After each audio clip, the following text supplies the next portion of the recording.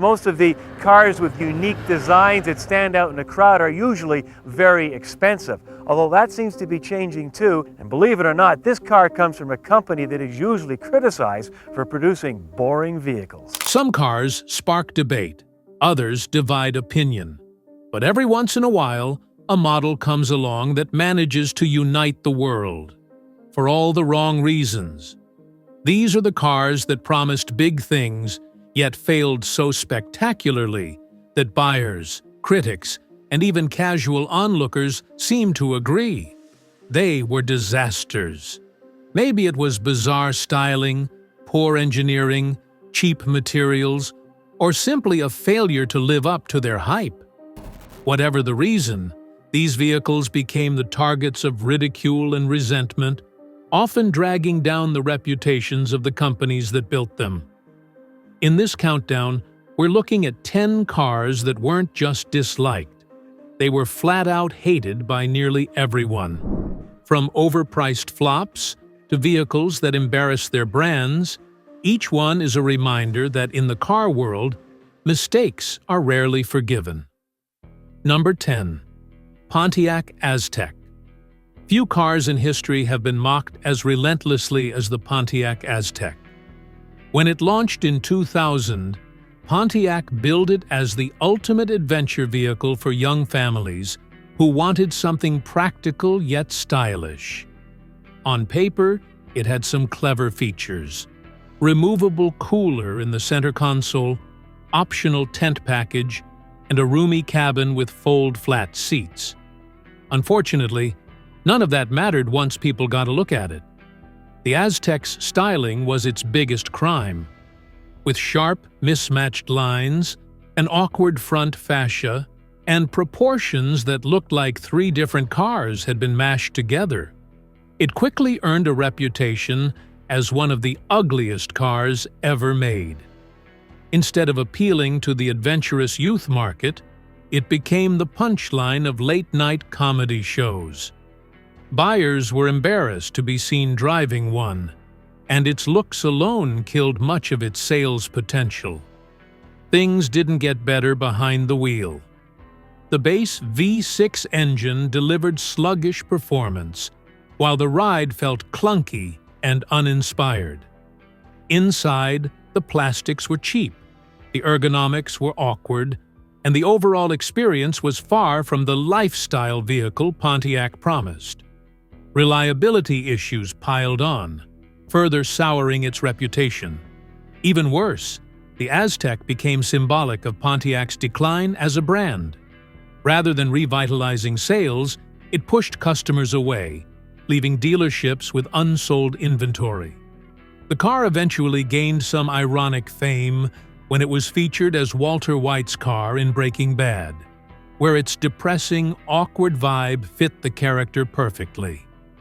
But that pop culture revival couldn't erase years of ridicule. The Aztec is remembered today as a textbook case of a car that was universally hated, so much so that even people who had never driven one knew to laugh at it. It had ideas, it had features, but the execution was so off-base that it alienated just about everyone. In the end, it stands as a lesson in how poor design and bad timing can doom even the most innovative intentions. Number 9. Yugo GV. The Yugo GV is often brought up whenever people talk about the worst cars ever sold in America, and for good reason. Imported from Yugoslavia in the mid-1980s, it was marketed as the cheapest new car you could buy in the US at the time. At just under $4,000 brand new, the Yugo promised affordability for first-time buyers, students, and anyone on a tight budget. On the surface, it looked like a reasonable little hatchback with simple, boxy styling that wasn't offensive, but behind that modest exterior lurked a disaster waiting to happen. The Yugo quickly gained a reputation for being woefully unreliable. Engines often failed prematurely, transmissions gave out, and electrical systems were a constant headache. Owners reported everything from broken door handles to windows that refused to roll down properly. To make matters worse, build quality was shockingly poor. Panel gaps were uneven, interior plastics cracked easily, and the car felt flimsy from the moment you closed the door. It wasn't just a bad car, it was an embarrassment on wheels. Performance was equally dismal. The tiny 1.1-liter engine barely mustered 55 horsepower, which meant merging onto a highway was an exercise in fear. Acceleration was sluggish, handling was sloppy, and the ride quality felt like punishment. Safety was another sore spot. Crash tests showed that the Yugo crumpled like a soda can, making it one of the most dangerous vehicles on the road. Critics panned it, comedians roasted it, and even mechanics dreaded working on it because replacement parts were scarce and cheaply made. The final nail in the coffin was its image. Owning a Yugo quickly became a symbol of bad taste or financial desperation. Jokes about the car flooded late-night television and pop culture, cementing its status as a laughingstock. By the early 1990s, sales had collapsed, and the Yugo brand disappeared from the U.S. market entirely. Today, the Yugo GV is remembered less as a serious car and more as a cautionary tale of how far automakers can push the limits of cheapness before customers revolt. While it might have been affordable, it was universally hated for being unsafe, unreliable, and unworthy of the title car. It remains one of the clearest examples of why sometimes the cheapest option is also the worst. Number 8. Ford Edsel. Few cars in history have been as infamous as the Ford Edsel. Introduced in 1957 for the 1958 model year, the Edsel was supposed to be Ford's bold new division that would slot between Mercury and Lincoln. The company poured millions of dollars into its development, marketing, and flashy debut. Expectations were sky high, and Ford promised consumers a car that was revolutionary. Unfortunately, the Edsel turned out to be one of the most hated flops the American auto industry has ever seen. The first strike against the Edsel was its design.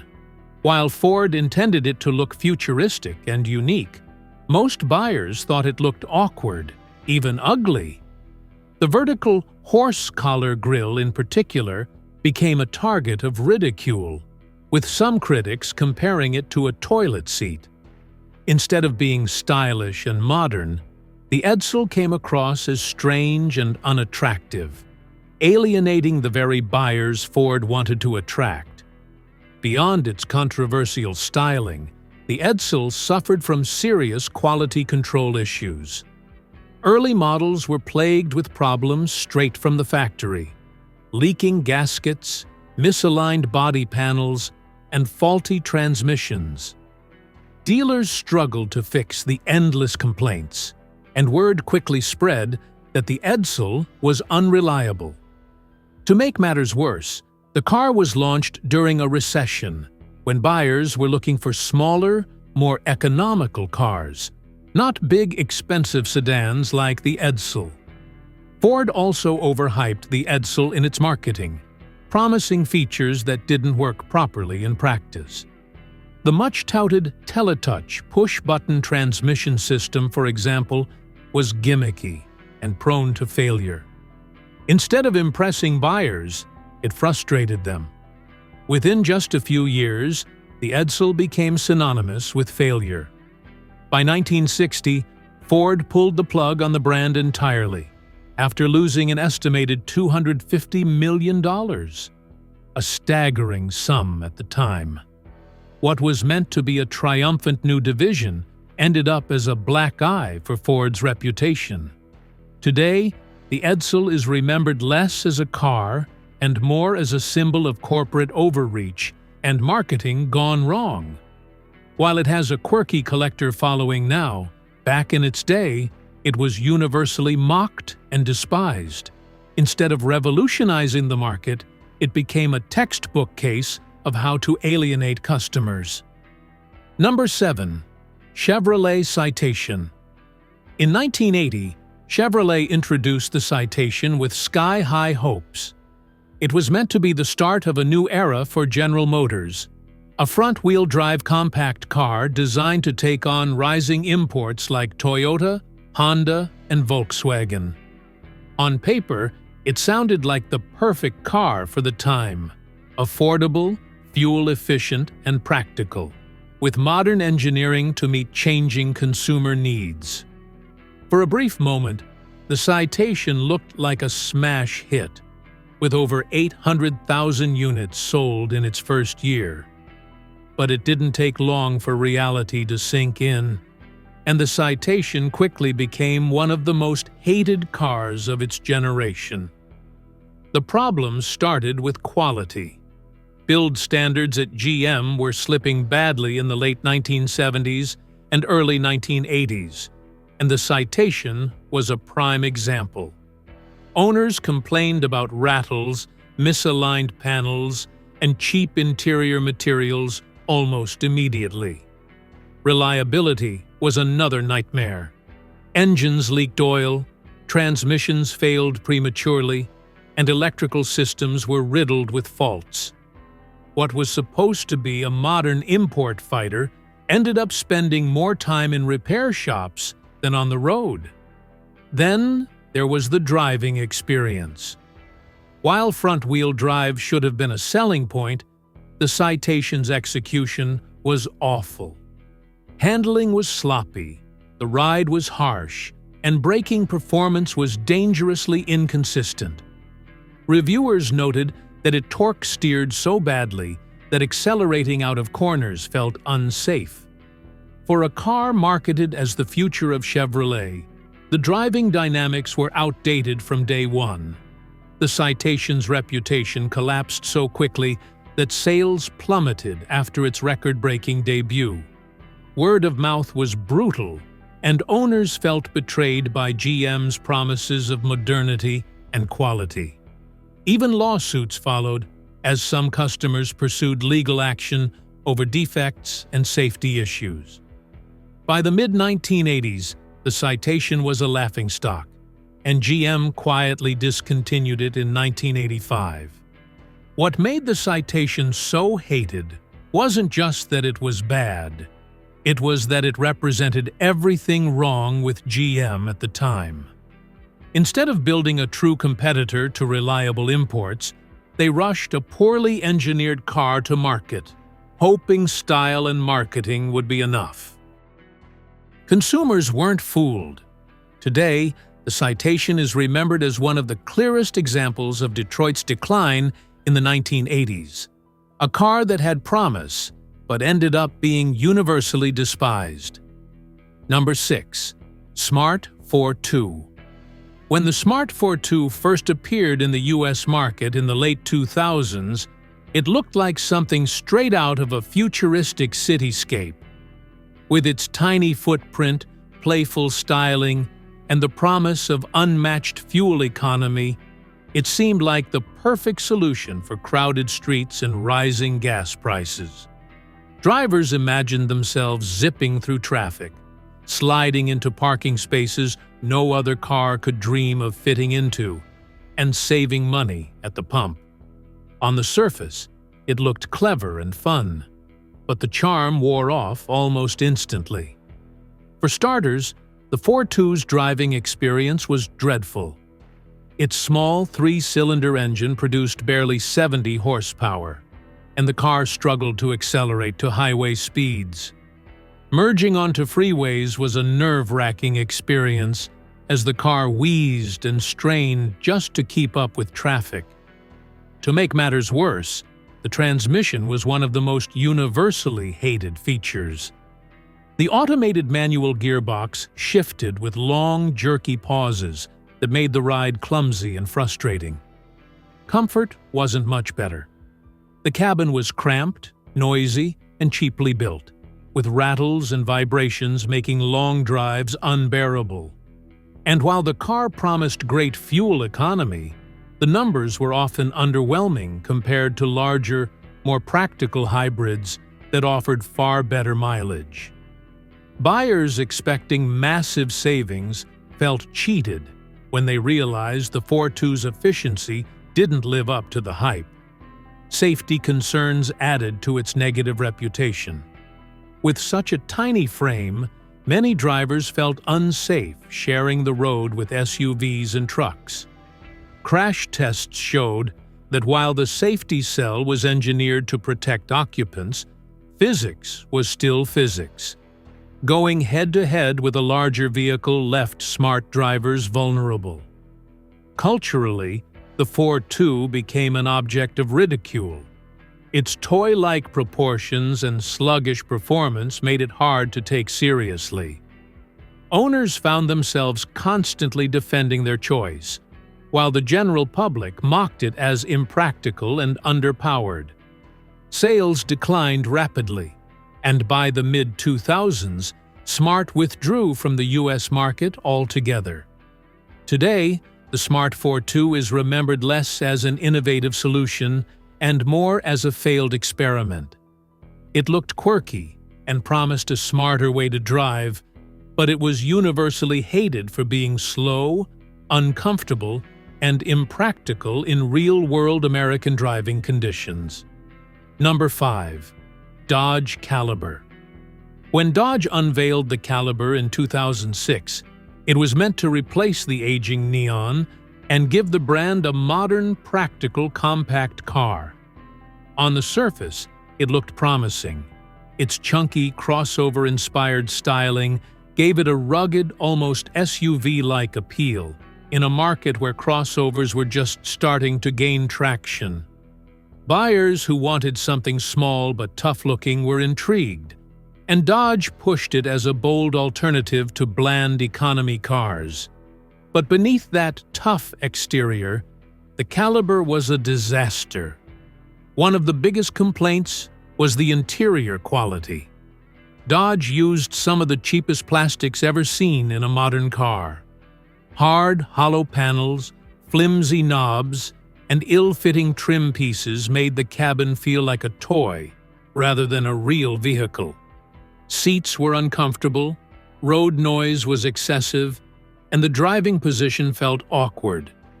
For buyers expecting refinement or comfort, the Caliber was a massive letdown. Performance was just as disappointing. The base engine was underpowered, leaving the car feeling sluggish, while the optional continuously variable transmission, CVT, became one of its most universally hated features. Instead of smooth acceleration, the CVT produced droning noise and jerky responses that made driving unpleasant.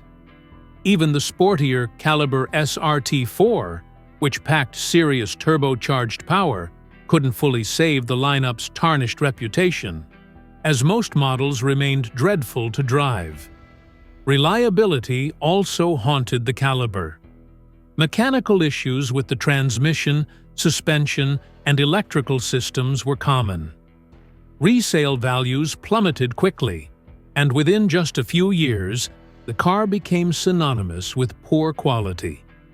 Owners felt betrayed by Dodge's promise of a bold, new compact contender, only to find themselves stuck with an unreliable, uncomfortable, and cheaply built machine. The final insult was that Dodge tried to market the Caliber as a hip, youthful car with clever features like built-in chill zones for drinks. But these gimmicks couldn't distract buyers from its fundamental flaws. Competing models from Toyota, Honda, and Mazda completely outclassed it in every category, from performance to reliability to comfort. By 2012, Dodge finally killed off the Caliber, replacing it with the far more competent Dart. But the damage was already done. The Caliber had cemented itself as one of the most hated compact cars of its era. While it looked rugged and practical on the outside, The reality was an underdeveloped, cheaply made car that turned customers away from Dodge in droves. Number 4. Chrysler Sebring. The Chrysler Sebring was supposed to be Chrysler's answer to the affordable mid-size car market, competing with heavyweights like the Toyota Camry, Honda Accord, and Ford Fusion. It was offered in both sedan and convertible forms, and on the surface, it looked like a stylish, budget-friendly option with broad appeal. The convertible, in particular, promised open-air driving at a lower price point than most of its rivals. Unfortunately, the Sebring ended up becoming one of the most widely disliked cars of the 2000s. The biggest complaint about the Sebring was its design. While Chrysler attempted to give it a sleek, modern look, the styling came off as awkward and cheap. The proportions were clumsy, the front grille looked overdone, and the overall appearance made the car seem dated even when it was brand new. It lacked the timeless quality of its Japanese competitors, which aged far more gracefully.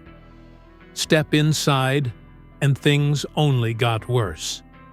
The interior was one of the Sebring's greatest downfalls. Hard plastics dominated the cabin, giving it a bargain bin feel. Buttons and knobs felt flimsy, panel gaps were uneven, and the overall atmosphere was uninspiring. For a car marketed as a family-friendly sedan or a fun convertible, it completely missed the mark on comfort and quality. Performance didn't redeem it either. The base four-cylinder engine was weak and noisy, while the optional V6s delivered mediocre power without any refinement. The Sebring's suspension and handling were just as disappointing, producing a floaty, disconnected ride that failed to inspire confidence. Road noise and vibration were constant companions, making long drives tiring. Reliability was another nail in the coffin. Owners reported frequent issues with the transmission, electrical systems, and build quality, all of which contributed to the Sebring's plummeting reputation.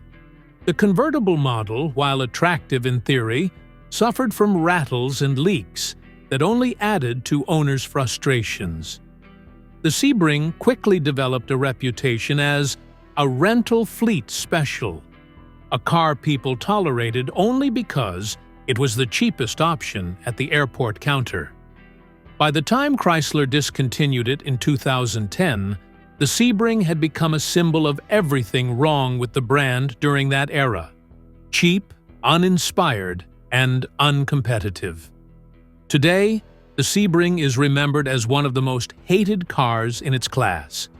While it looked like a reasonable mid-size option at first glance, its poor quality, weak performance, and forgettable design left it universally panned by critics and consumers alike. Number 3. Hummer H2. When the Hummer H2 debuted in 2002, it was impossible to ignore. Big, boxy, and unapologetically brash, it looked like a military vehicle turned suburban status symbol.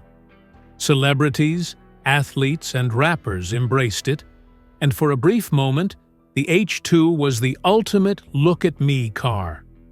It gave drivers a sense of power and presence on the road like few other vehicles. But while it turned heads, it also quickly became one of the most hated vehicles of its time. The biggest criticism aimed at the H2 was its sheer wastefulness. At a time when gas prices were climbing, the H2's fuel economy was abysmal, often dipping into the single digits. Critics called it an environmental nightmare, and owning one became a symbol of excess and irresponsibility.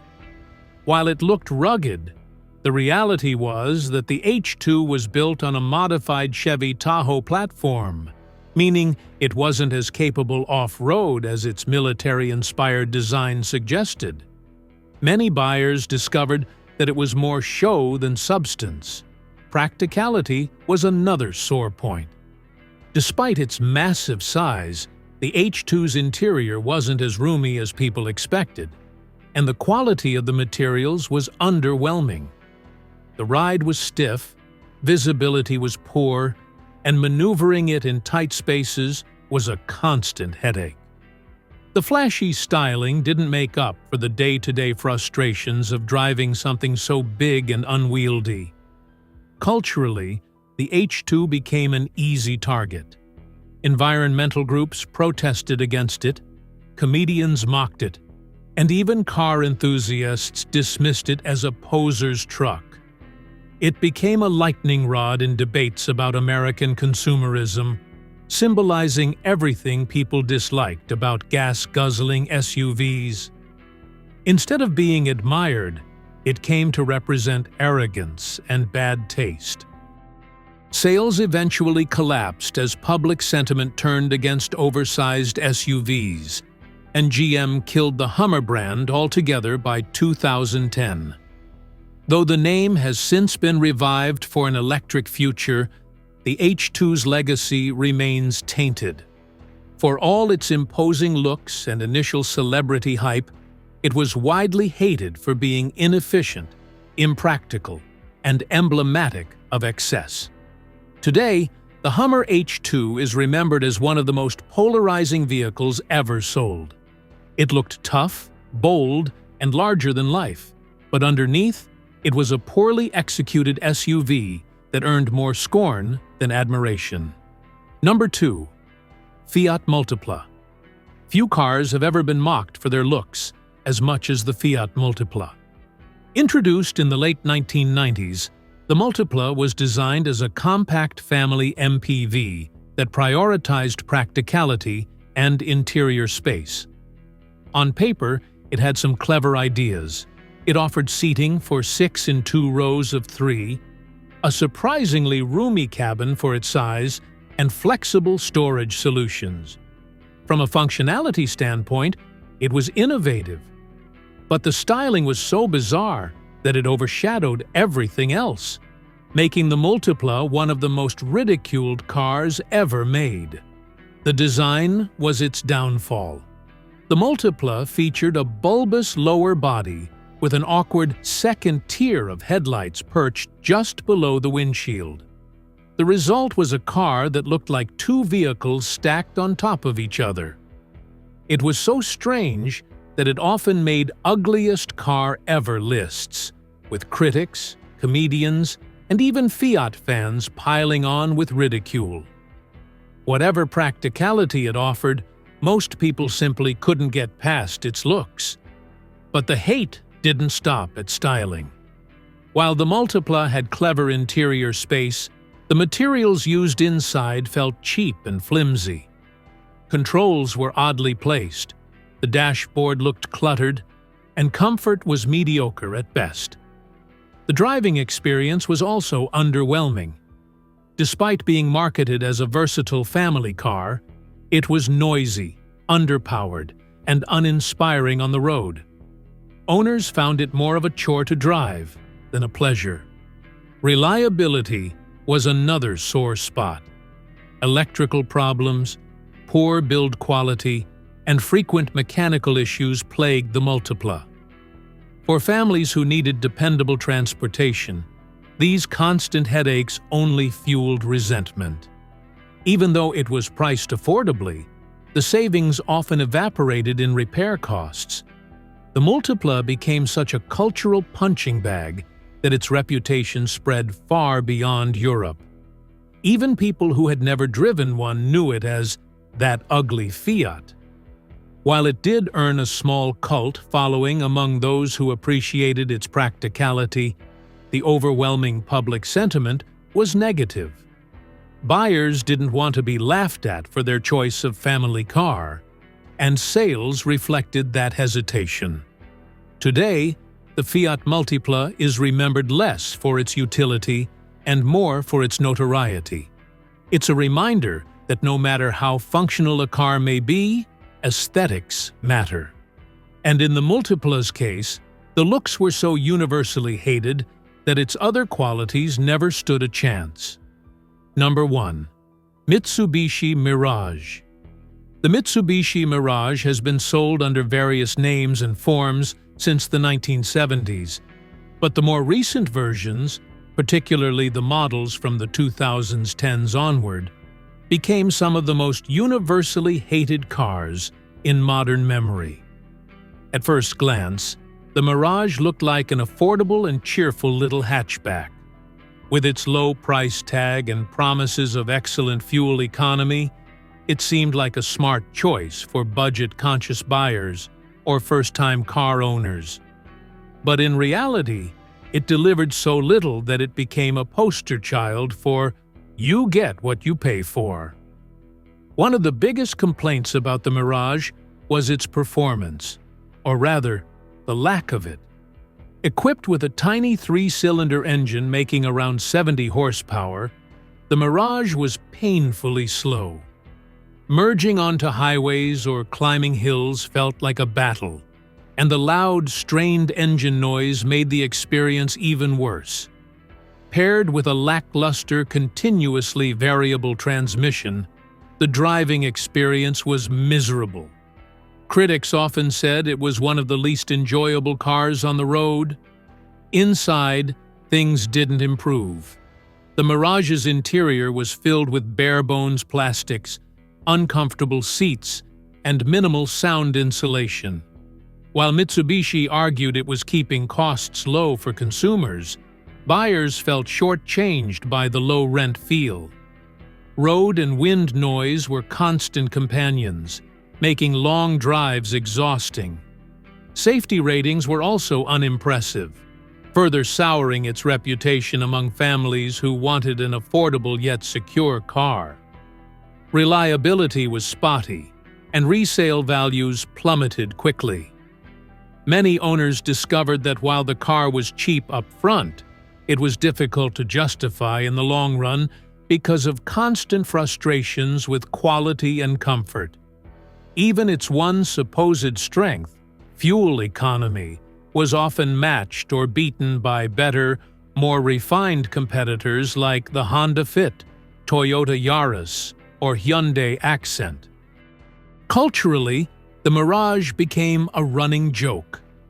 Automotive journalists consistently ranked it at the bottom of worst car lists, mocking its weak engine, bland styling, and cheap construction. Buyers who drove one often regretted their decision, while others avoided it altogether. Instead of being seen as a thrifty choice, it became a symbol of compromise and disappointment. Today, the Mitsubishi Mirage remains on sale in some markets, but its reputation is permanently scarred. While it looked like a sensible, budget-friendly hatchback at first glance, it turned into one of the most hated cars of the modern era. Proof that low price alone can't make up for a lack of quality, performance, and comfort. Not every car can be a hit, but the ones we've covered here stand out for all the wrong reasons. Each promised something, whether it was affordability, futuristic design, or rugged capability, but instead left buyers with disappointment, frustration, or even embarrassment. From the ugly lines of the Fiat Multipla to the sluggish misery of the Mitsubishi Mirage, these cars show that the automotive world is just as capable of producing flops as it is legends. What unites them is the universal reaction they sparked. These weren't just cars that missed the mark. They were vehicles people actively hated, remembered more for their failures than their features. Still, their stories remain fascinating, serving as cautionary tales of what happens when style, hype, or cost-cutting take priority over substance. So, which of these cars do you think deserves the crown as the most hated of all time? Drop your thoughts in the comments, and don't forget to like and subscribe for more automotive deep dives.